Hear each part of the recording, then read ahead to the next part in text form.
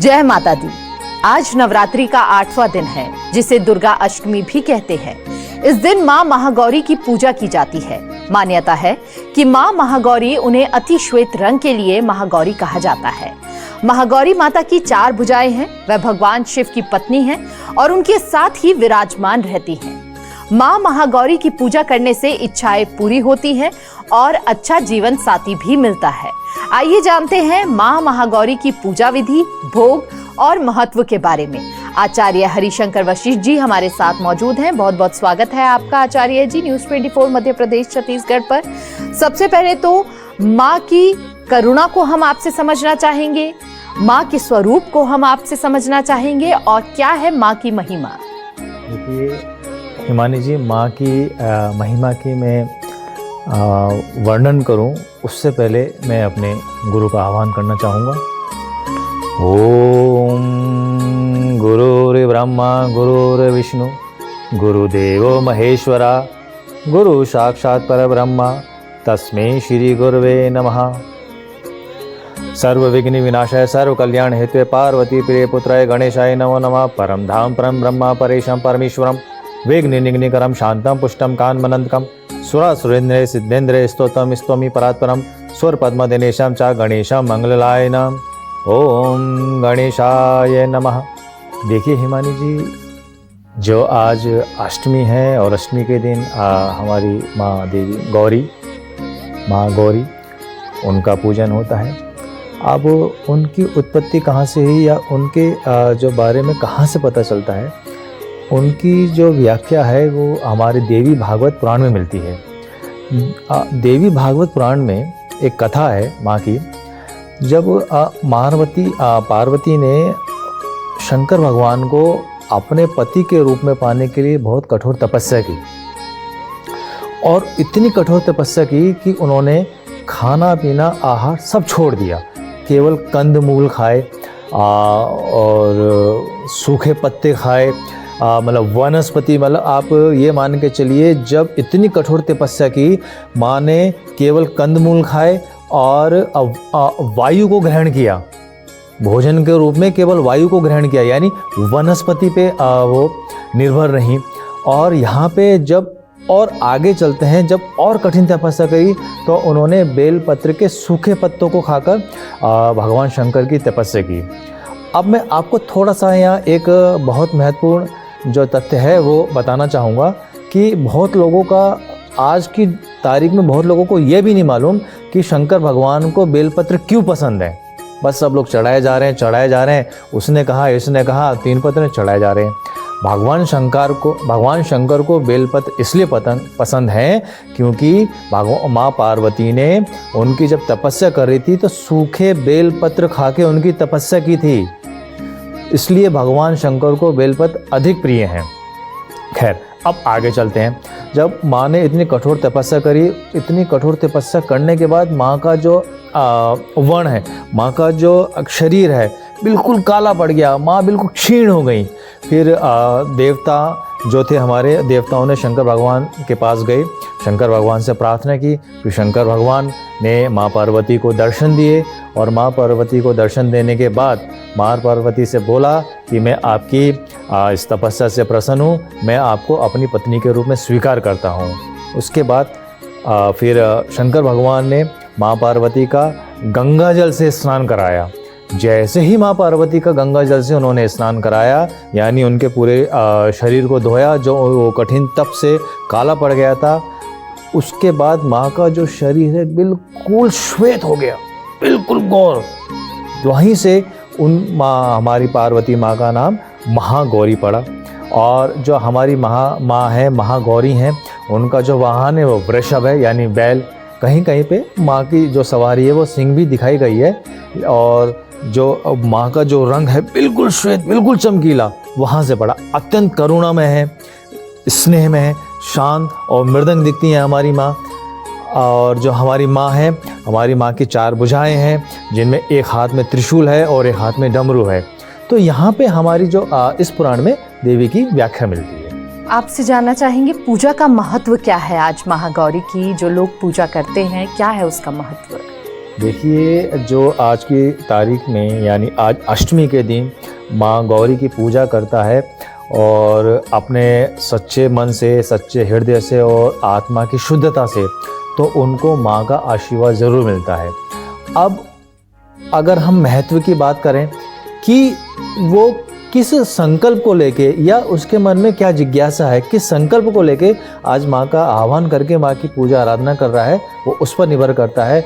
लेकिन इतना तय है, अगर सच्चे मन और सच्चे दिल से कोई माँ को आज याद करता है या उनकी आराधना करता है, तो उसके जीवन में कहीं ना कहीं एक माँ पॉजिटिविटी देती हैं, माँ उसको वर देने के लिए बाध्य हो जाती हैं और उसके जीवन से सारी जितनी भी नकारात्मकता है वो सब दूर हो जाती है और उनकी जो बुद्धि है, बुद्धि का तेज बढ़ता है, उनकी जो सोचने विचारने की शक्ति है उसका विकास करती हैं।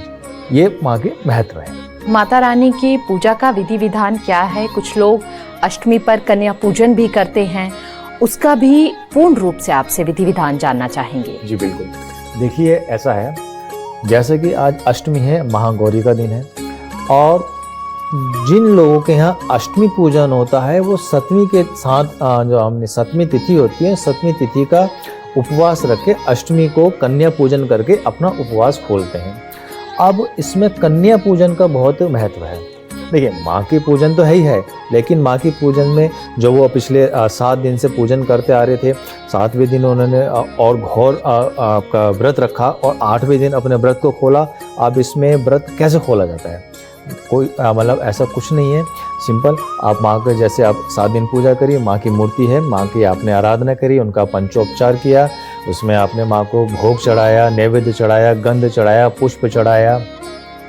उसके बाद एक जिस मंत्र से या जिस आप मान लीजिए कि आप दुर्गा सप्तशती से उनका आह्वान किया था, उनकी पूजा कर रहे थे, उनकी आराधना कर रहे थे, आज उसका दशमांश हिस्सा लेके आप उनका हवन कर सकते हैं। उसके बाद कन्या पूजन कर सकते हैं। कन्या पूजन में आप एक वैसे तो 9 कन्या का भोजन वगैरह, सॉरी माफ़ कीजिएगा, 9 नहीं, इसमें 8 कन्याओं का भोजन होता है, उसमें एक लांगुरिया होता है, तो आप उसमें उनका भोजन कराइए। उसमें से आप एक कन्या को लीजिए, उन कन्या का पूजन करिए, उन कन्या को आप अच्छी तरह मतलब वस्त्रों से तैयार कीजिए। कन्या पूजन का मैं आपको थोड़ा सा विवेचन करके बताता हूँ।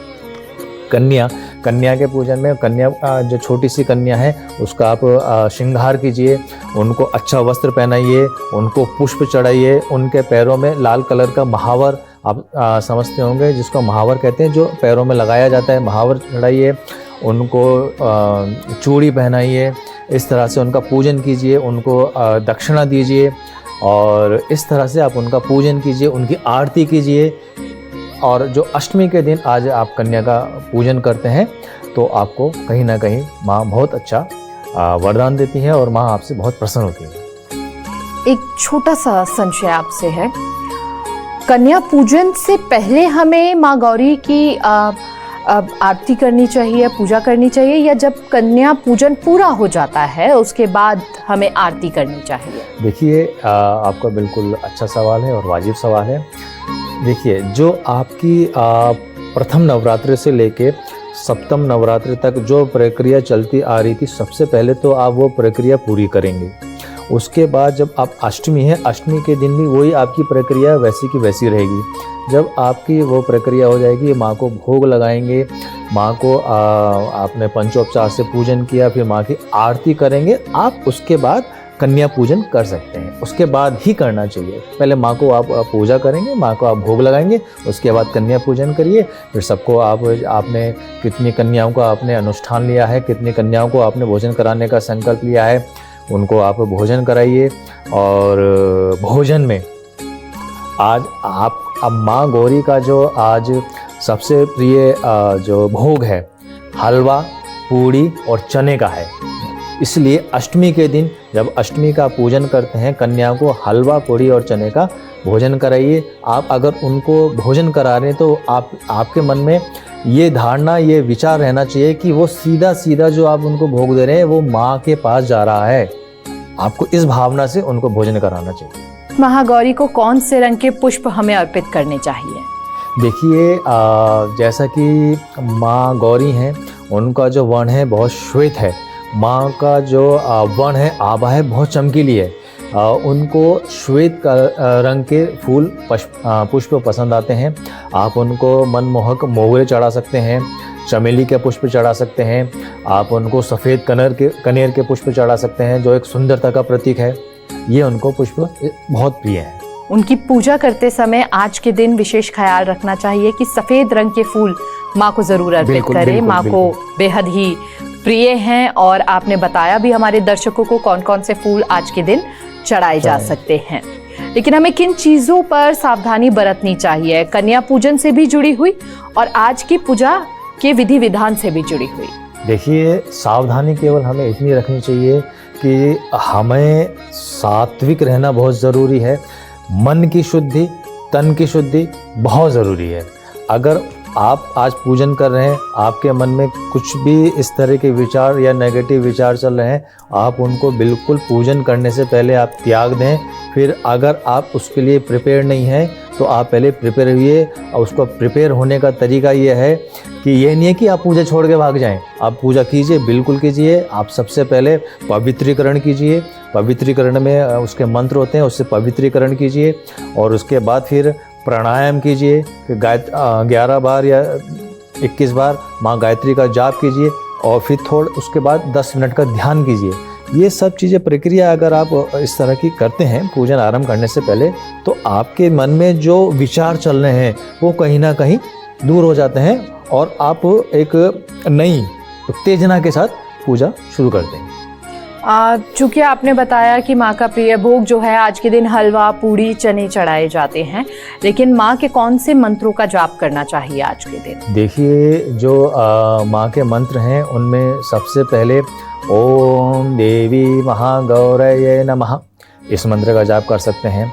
उसके बाद सर्वमंगल मांगल्ये शिवे सर्वार्थ साधिके शरण्ये त्र्यंबके गौरी नारायणी नमस्तुते, इस मंत्र का जाप कर सकते हैं।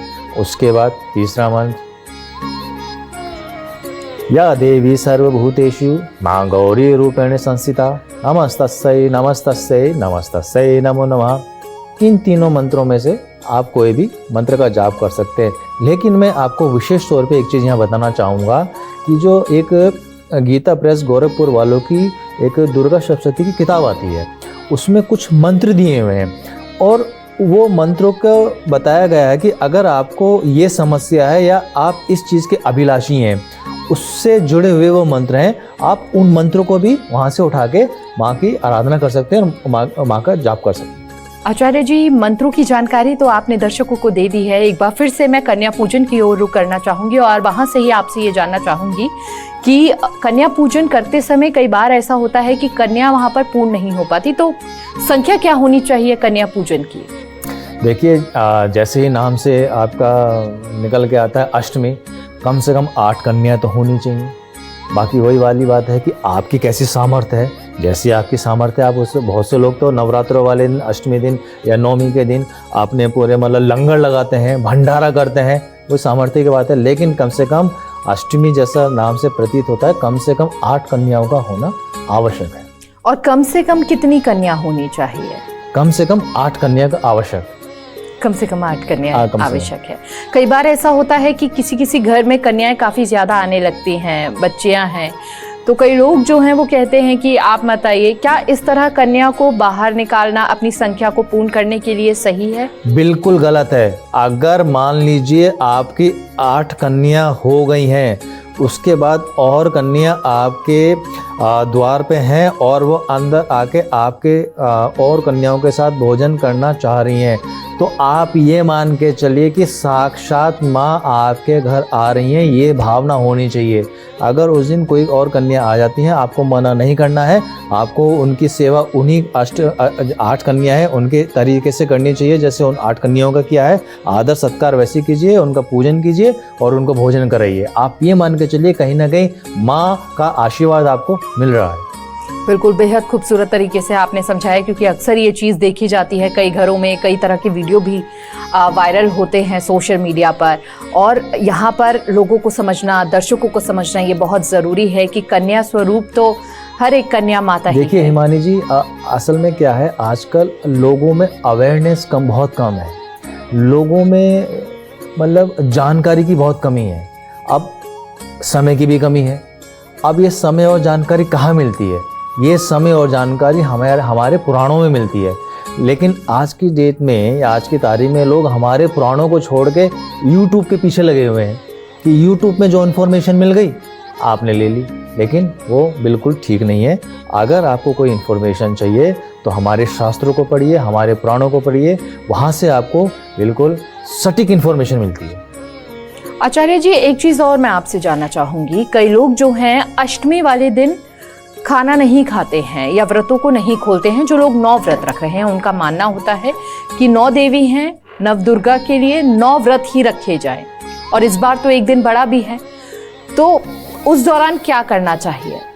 देखिए, इसमें कुछ लोगों के यहाँ अष्टमी पूजन होता है, कुछ लोगों के यहाँ नौमी पूजन होता है। जिन लोगों के यहाँ अष्टमी का पूजन होता है वो सप्तमी के दिन व्रत रख के अष्टमी के दिन कन्याओं का पूजन करके उनको भोजन देकर, उनको भोजन अर्पण करके फिर अपना व्रत खोलते हैं।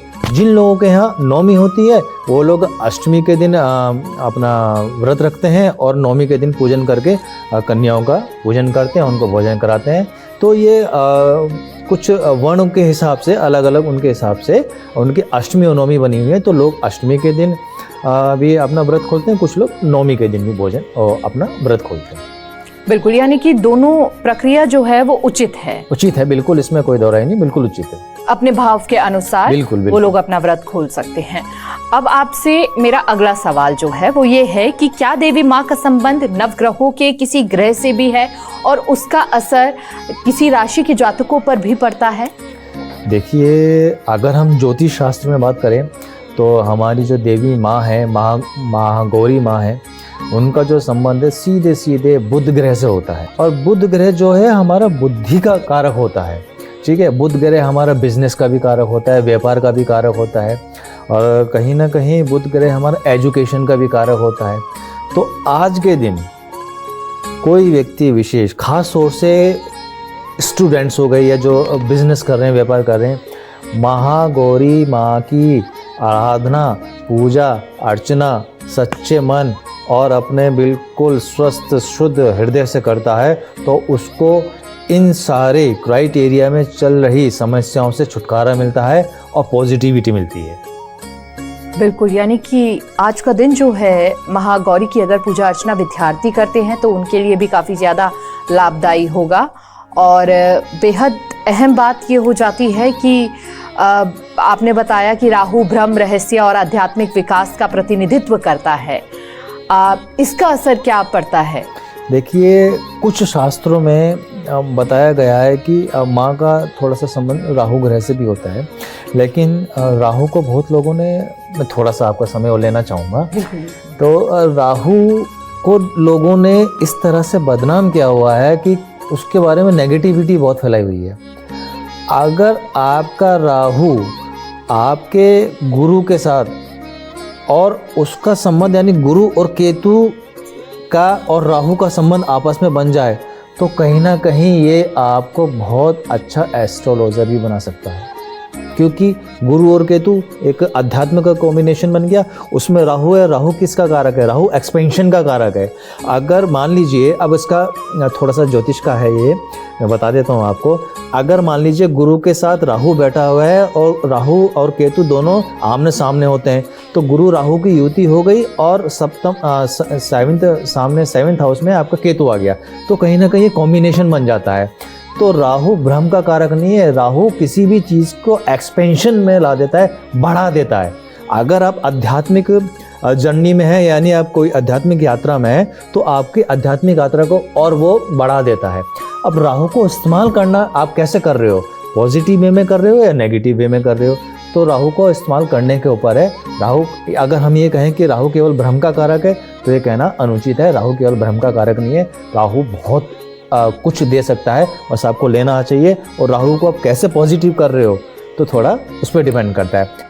आचार्य जी, आपसे मेरा अगला सवाल ये है कि क्या देवी माँ का संबंध हमारे शरीर से भी होता है? आज अगर हम पूजा अर्चना करते हैं और किसी भी शरीर के किसी अंग से हम काफ़ी ज़्यादा लंबे समय से परेशान हैं, तो वो कौन सा अंग हो सकता है? और आज माँ महागौरी की आराधना करने से उस बीमारी से हमें मुक्ति मिल सकती है? देखिए, बहुत अच्छा सवाल किया आपने।